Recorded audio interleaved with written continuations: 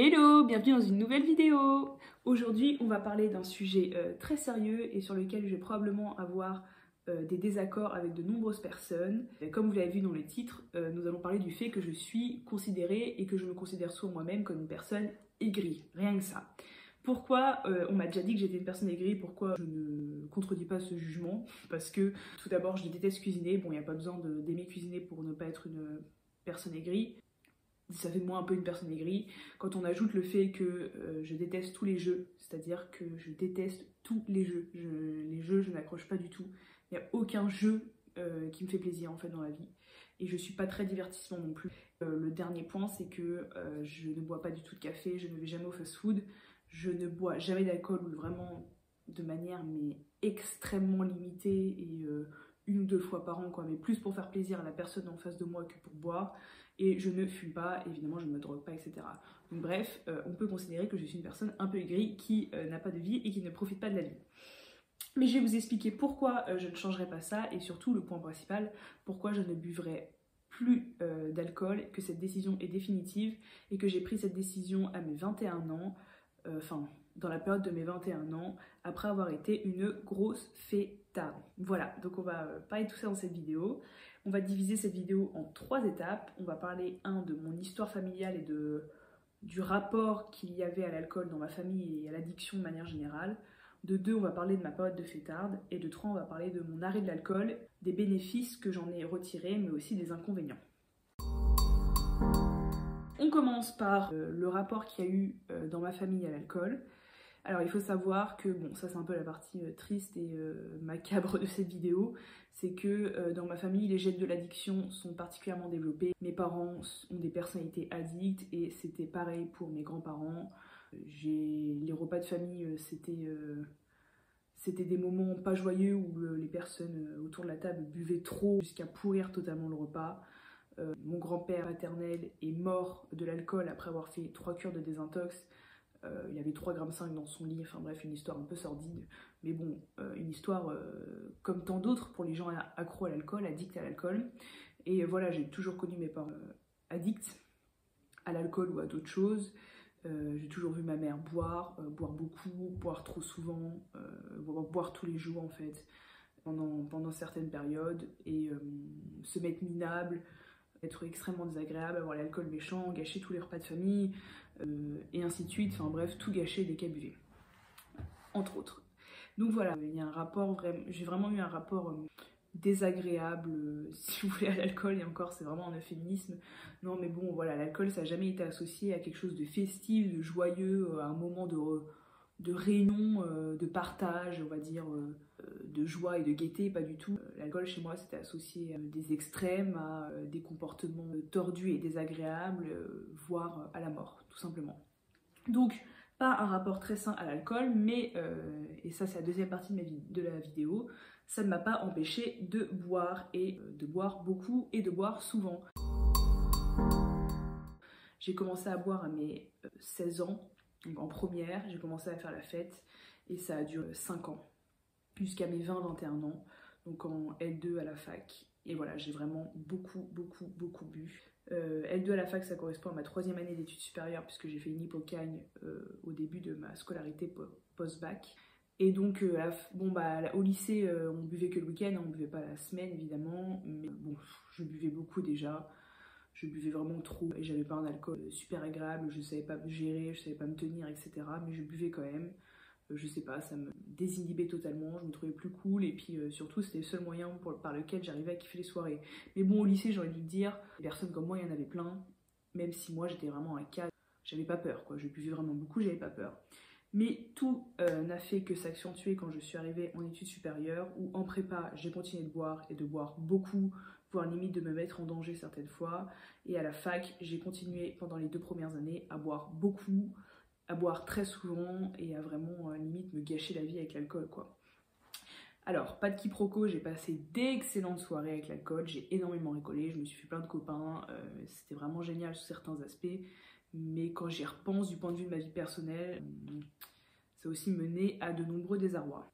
Toutefois, je suis vraiment contente d'être passée par là, parce que je pense que j'avais ça en moi et que j'avais vraiment besoin de tester mes limites et de voir ce que l'alcool pouvait me faire et que de toute manière, si je ne l'avais pas fait à cette période-là, ça m'aurait rattrapé un jour ou l'autre. Je pense que dans ma vie, j'aurais nécessairement eu une période fêtarde. Donc tant mieux que ce soit fait, c'est débarrassé. Maintenant, merci, au revoir. Non mais pendant cette période-là, pour vous la courte, surtout à la fin, les 2 dernières années, je buvais presque tous les jours, je buvais énormément. Enfin, je savais pas faire des soirées sans alcool. La plupart de mes amis, je les voyais bourrés. Tout mon argent y passait, que ce soit dans ça ou évidemment le lendemain dans la fonce dalle, dans un McDo, etc. et tout. J'étais extrêmement fatiguée. Du coup, j'avais ni temps ni d'argent pour consacrer à autre chose qu'aux soirées. Je faisais rien pour m'épanouir personnellement. Juste, j'arrivais à aller à la fac et à m'en sortir pas trop mal, à faire mon petit job étudiant et les soirées et tout ça. Je pouvais rien rajouter de plus, quoi. C'était pas possible. De manière, j'étais KO. J'étais tout le temps en gueule de bois. C'était pas une période. Enfin, si, je suis contente d'avoir vécu, mais c'était intenable sur le long terme. Et heureusement que ça s'est arrêté parce que c'était pas si épanouissant que ça. Voilà. Donc ça, c'est pour ma période fêtarde. Mon rapport à l'alcool était pas sain. Était vraiment pas sain. C'était trop. C'était démesuré. Et en plus, j'avais l'alcool des fois très triste, limite un peu violent, quoi, agressif. Par moments, enfin, ça allait pas, quoi, ça allait pas. Il y a plein de gens que j'étais même pas capable de voir sans boire, quoi. Il y a plein de choses que j'étais incapable de faire sans boire, juste de passer une soirée normale. Il fallait toujours que je boive, il fallait toujours qu'il y ait de l'alcool, voilà. Cette période de ma vie, c'est quand même un jour terminé. Le Covid, tout ça a beaucoup aidé. J'ai juste arrêté de boire. Maintenant, et donc ça c'est la 3e partie de cette vidéo. Maintenant, je ne bois plus ou très rarement je dois boire, quoi. 2 fois par an, une coupe de champagne. Ou vraiment quand il y a un anniversaire et que j'ai un petit peu envie de rentrer dans l'ambiance, bon, je vais boire 2 verres, mais ça s'arrête très souvent là. Là, cette année, j'ai bu une seule fois et nous sommes en juin. Voilà, l'anniversaire d'une copine qui était très sympa d'ailleurs. Pourquoi j'ai arrêté l'alcool? Quels sont les bénéfices, au contraire les inconvénients que j'en ai retirés? Alors, tout simplement, ce que d'abord je veux dire, c'est que finalement ce qui a été le plus dur dans le fait d'arrêter l'alcool, c'est que je suis passée aux yeux de mes proches et de mes amis d'une personnalité à une autre. J'étais une fêtarde, j'étais la plus grande des fêtardes, j'étais celle qui incitait les gens à boire, qui était vraiment relou en mode « Ah, bois, on s'amuse et tout machin », à la meuf qui arrête de boire. Donc j'ai envie de dire que pour les gens autour de moi, ils sont en mode « Mais la meuf est schizophrène, elle a combien de personnalités en fait ?» Enfin, c'est vrai que je suis passée vraiment d'un extrême à l'autre. Il y a pas mal de gens autour de moi qui n'ont pas trop compris en mode qu'est-ce qui lui arrive à elle, ça fait 5 ans qu'elle boit comme un trou et maintenant elle boit plus une goutte, genre 2 salles, 2 ambiances, quoi. Et ouais, c'est vrai que ça m'a fallu quand même un peu de courage et de ténacité pour accepter et faire accepter aux autres que non, en fait j'allais changer, que c'était définitif et que j'étais toujours Laura, j'étais toujours une personne cool, j'étais toujours une personne drôle, etc. Mais juste, je n'étais plus la Laura bourrée qui se ridiculisait, qui avait trop honte d'elle-même le lendemain, qui broyait du noir parce qu'elle avait une gueule de bois phénoménale, quoi. J'étais une nouvelle personne, mais en restant Laura, quoi. En restant une personne cool et qui est capable de s'amuser, tout ça. Alors, je mets quand même un droit de veto, et ça, c'est aussi dans les inconvénients dans le fait d'arrêter l'alcool. C'est que le fait de devoir changer de personnalité et que ce soit finalement quelque chose de très difficile, de se dire, en fait, changer une partie de moi qui me caractérise et qui caractérise la manière dont les gens me voient, et les gens me voyaient comme une fêtarde, quoi. Donc dur de changer de personnalité et dur de changer l'image qu'ils ont de moi aussi par ailleurs. Oui, bref, je m'éparpille, désolée, mais le 2e point qui a été difficile dans le fait d'arrêter l'alcool, c'est que au début je m'amusais pas aux soirées. Je voulais même plus y aller parce que je m'amusais pas, j'avais envie de boire. Mais je savais que c'était pas bien, j'avais, je sais pas, une barrière dans ma tête qui me disait non mais en fait tu vas pas boire. Mais juste je me faisais chier, quoi. J'étais incapable de m'amuser sans alcool. Je savais que si je commençais à boire 1 ou 2 verres, je ne m'arrêterais pas et que je finirais complètement bourrée à 5 h du matin et que j'aurais une gueule de bois de l'enfer. Donc au début ça a été difficile à gérer. Après le Covid et tout a vachement aidé parce que bon le nombre de soirées était extrêmement limité. Mais ça a été dur de constater qu'en fait il y a des gens avec qui, sobre, je n'avais rien à dire et rien à partager, et que nos relations se limitaient aux soirées, à l'alcool, etc. Donc un peu dégoûtée et aussi dégoûtée de voir que je n'étais pas capable de m'amuser sans alcool, quoi. Donc voilà, ça a été un peu le point négatif. Un autre point négatif, c'est de passer pour une vieille meuf aigrie, voilà. Je passe des fois pour une vieille meuf aigrie, ça m'arrivait de dater des gars pendant ma période un peu dating, qui remonte maintenant. Bon, en général, je prenais un verre, mais j'en prenais un seul. Et le mec en face voulait en reprendre, etc. Il y avait plusieurs comportements, j'ai eu le droit à 3 types de comportements. 1, le mec qui force pour que je boive. Vraiment le mec qui force. Alors là, ça c'est gros red flag, ça dégage. Vraiment le mec insiste pour que tu boives. Le mec qui est gêné, qui te regarde, qui dit ah bon mais tu bois pas et tout, pourquoi et ça te dérange si moi j'en reprends un et tout? Bah non mon frère, ça me dérange pas du tout, genre bois, fais ce que tu veux, tu vois, te sens pas gêné pour moi, enfin kiffe ta vie, fais comme si j'avais un mojito dans mon verre, enfin. Donc des personnes qui se retrouvent en fait gênées et qui se disent bah la meuf elle est pas là pour kiffer sa soirée quoi. Alors que si, je suis grave là pour kiffer ma soirée, mais j'ai juste pas envie de boire, mais bois toi, enfin, ça change rien quoi. Et souvent en date, les mecs, enfin je pense que ce qui est un peu traditionnel dans le date et ce qui se fait couramment, c'est que les deux personnes boivent, finissent un peu bourrées et hop, comme ça les rencontres sont plus faciles, le lien se fait plus facilement et la soirée se continue de manière plus naturelle, plus spontanée. Les barrières initiales sont cassées. Bon voilà, je ne trouve pas d'autres mots pour qualifier ça, mais je pense qu'il y a un peu cette tradition, cette manière de faire un peu commune dans le dating où les deux personnes doivent boire et bien boire pour faciliter l'échange. Bon, ça c'était un peu relou au début de faire comprendre à l'autre que je voulais passer un bon moment mais que je voulais pas boire. Mais c'était aussi par la même occasion un critère pour me dire ok bah si le mec il est pas capable de kiffer sans boire, bah bon, en fait on n'a rien à partager quoi. Si t'es pas capable d'avoir une discussion avec moi sans teaser mon pote, bah au revoir, enfin genre. Du coup voilà, ça c'était un peu les côtés désagréables au début. Mais j'ai retiré tellement d'avantages du fait d'avoir arrêté l'alcool, tellement d'avantages qui me confirment qu'en fait je ne buvrai pas d'alcool dans ma vie, c'est fini. Même comme ça, une ou deux coupes ou un verre en terrasse et tout, ça ne m'intéresse pas, très clairement. Parce que je sais, avec ma génétique, avec mon histoire familiale et avec mon histoire personnelle, je sais pertinemment que m'autoriser un ou deux verres, ça pourrait être la suite d'une dérive infernale. Ça ne serait jamais un ou deux verres, mais ça me conduirait dans une période plus difficile ou un moment où je suis plus faible à tomber dans une consommation excessive, voire dans l'alcoolisme. Donc voilà pourquoi je vais continuer de ne pas boire d'alcool. Il m'a déjà des avantages physiques du point de vue de l'hygiène de vie. J'ai une hygiène de vie bien meilleure. J'étais tout le temps fatiguée à cause de l'alcool. J'étais tout le temps fatiguée, je n'en pouvais plus. Mais quand bien même vous dormez 9 heures après avoir bu, et ben votre corps il passe tellement de temps à essayer d'éliminer tout le sucre que vous avez ingurgité avec l'alcool que la qualité de sommeil que vous avez pendant ce temps de repos n'est pas du tout la même et vous êtes inlassablement et inévitablement fatigué. Donc j'ai vraiment gagné en qualité de vie. De deux, j'ai une meilleure hygiène de vie. Comme je l'ai dit dans ma vidéo sur la perte de poids, la première vidéo de ma chaîne YouTube, j'ai beaucoup perdu de poids en arrêtant l'alcool. Enfin vraiment, j'ai tout gagné du point de vue physique et surtout toute cette énergie que tu gagnes physiquement à ne pas boire, tu peux la réinvestir dans autre chose de peut-être plus épanouissant et donc vraiment c'était vraiment bénéf. Mais bon ça, c'est évident que je pense que tout le monde sait que ne pas boire, même quand c'est 2 verres tous les soirs, et vous allez vraiment y gagner pour votre santé, y gagner en forme, y gagner en tonus et vous allez vraiment ressentir des effets conséquents sur votre santé. Mais un des effets les plus importants qui me convainc chaque jour dans mon choix de ne pas boire, c'est vraiment les effets psychologiques.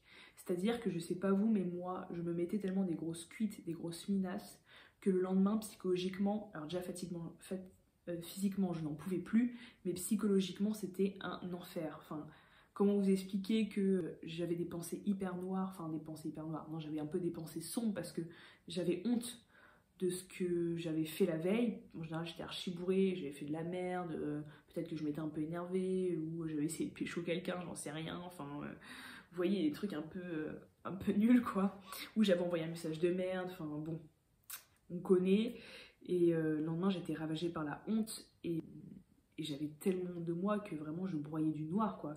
Et puis j'avais une redescente mais de malade quoi, comme si j'avais pris la drogue dure. J'avais vraiment une redescente où j'étais dans mon lit sous ma couette en mode mais à quoi sert la vie quoi. Vraiment j'étais trop mal et me débarrasser de ça, me débarrasser des lendemains de soirée où t'es complètement à l'ouest, t'en peux plus, t'es fatigué, t'as mal partout, t'es aigri, t'es de mauvaise humeur et tout. Ah, c'est trop bien, vraiment trop bien. Je déteste ces moments de soirée, rien que pour ça, je ne buvrai plus jamais. Attendez, je vérifie mes petites notes parce que j'ai pris des notes dans tout ça. Oui, ce que je voulais dire, c'est que j'avais vraiment une culpabilité énorme en lendemain de soirée. Culpabilité d'avoir bu, mais même quand j'avais fait 3 fois rien, quoi, quand vraiment juste j'avais un peu trop bu, machin. je me sentais coupable de ouf, puis je me sentais coupable de l'argent que j'avais dépensé. Enfin, c'était un cercle sans fin. C'était un cercle sans fin, mais ça ne m'empêchait pas de boire. Hein. Alors le troisième aspect dans lequel j'ai ressenti des bénéfices considérables, c'est du point de vue social. C'est que maintenant j'ai des véritables interactions avec les gens. C'est-à-dire que bon, les interactions bourrées que tu as avec les gens, bah c'est nul quoi. Enfin, je suis désolée, mais c'est pas hyper épanouissant quoi maintenant. Et d'ailleurs, j'arrivais pas à avoir des interactions sociales avec plein de gens sans alcool. Maintenant, ça me pose aucun souci quoi. Je parle avec plein de gens sans boire, j'arrive à tenir une conversation. Je suis pas du tout une personne timide, loin de là. J'arrive à parler à quelqu'un et à être à l'aise avec quelqu'un et à le rendre à l'aise, j'espère, sans boire. Voilà, ce qui n'était pas spécialement le cas avant. Je sais qu'avant, j'étais incapable de faire un date sans boire. Maintenant, ce serait l'inverse qui me ferait chier, ce serait de boire à un date. Bah non, ça me saoulerait trop. Donc voilà, j'ai vraiment gagné un rapport plus authentique, plus naturel, plus précieux dans mon rapport aux autres, aux personnes que je rencontre ou même aux personnes que je côtoie au quotidien. Un rapport fondé sur autre chose que sur le fait de boire ensemble, et ça c'est super. Bon, évidemment, le quatrième aspect de ma vie, c'est que tout ce temps que je n'ai plus consacré aux soirées et toute cette énergie que j'ai gagnée physique, mentale, etc. et cet argent aussi que je n'ai pas dépensé dans la soirée, et ben j'ai pu le réinvestir dans d'autres domaines de ma vie. J'ai fait beaucoup plus de sport, énormément de sport, en fait j'en faisais pas du tout et je suis passée à 1 heure de sport on va dire par jour. Donc j'ai réinvesti ce temps ailleurs et j'en retire beaucoup plus de bénéfices. Mais si c'est pas le sport, ça peut être autre chose. À la place de boire, je sais pas, d'aller en soirée le vendredi et d'aller en soirée le samedi, bah, ces jours-là, vous faites un truc qui vous plaît vraiment. Je sais pas, vous allez faire un cours de yoga ou peu importe, vous dessinez si vous aimez dessiner, ou vous allez faire un truc avec vos copines en mode chill, on regarde un film, on mange des bonbons, je sais pas, c'est un peu naïf de ma part et un peu enfantin, mais trouvez des choses. Et mon corgi est d'accord avec ça, trouver des choses qui vous font vraiment plaisir, vraiment vous sentir bien, qui vous épanouissent vraiment, plutôt qu'une soirée où finalement le lendemain vous n'allez pas vous sentir si bien que ça, puis vous êtes fatigué, puis vous avez un peu honte, et puis on se demande ce qu'on a vraiment fait hier, et puis des fois on se souvient pas. Moi j'avais des gros trous, des gros blackouts, des gros trous. Enfin vous voyez, vous gagnez tellement plus en estime de vous-même, en qualité de vie, etc.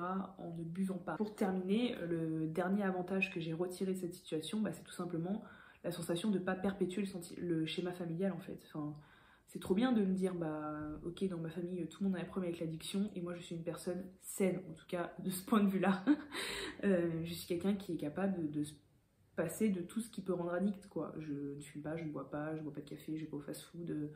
Peut-être que j'ai d'autres problèmes dans la tête, mais et probablement comme tout le monde d'ailleurs. Mais au moins je perpétue pas ce schéma familial d'addiction et je casse le lien, quoi. Et ça c'est cool de me dire, bah j'ai fait mieux que ma mère, je suis pas tombée dedans, en tout cas pour l'instant. Alors c'est peut-être un peu difficile et injuste de dire les choses comme ça, mais c'est un peu comme ça que je le ressens. C'est bah, moi j'arrive à vivre sans, et les moments difficiles, j'ai pas besoin d'alcool pour oublier ma peine, je fais autrement. Alors après, bon, on ne peut pas comparer les vies, etc. et on ne peut pas comparer les souffrances et les douleurs et les situations, mais c'est quand même satisfaisant de se dire, bah, je suis capable de vivre sans alcool, là où de nombreuses personnes de ma famille se sont gâchées la vie avec, et j'ai compris ça assez rapidement. Donc voilà, c'est chouette. Donc mon choix d'arrêter l'alcool est définitif, je ne changerai pas, et d'ailleurs je dis souvent, oui je dis assez souvent que si je dois rencontrer quelqu'un, construire quelque chose avec quelqu'un dans ma vie, ça c'est le moment sentimental, j'aimerais vraiment que la personne ne boive pas, ou boive très peu, qu'elle boive mais qu'elle soit jamais bourrée ni rien, et que ce soit vraiment occasionnel, qu'elle fume pas, etc. Parce que moi je pourrais pas côtoyer quelqu'un qui a une tendance à l'addiction, ou voilà, qui a vraiment besoin de l'alcool pour vivre, pour lequel ça prend une grosse partie de sa vie.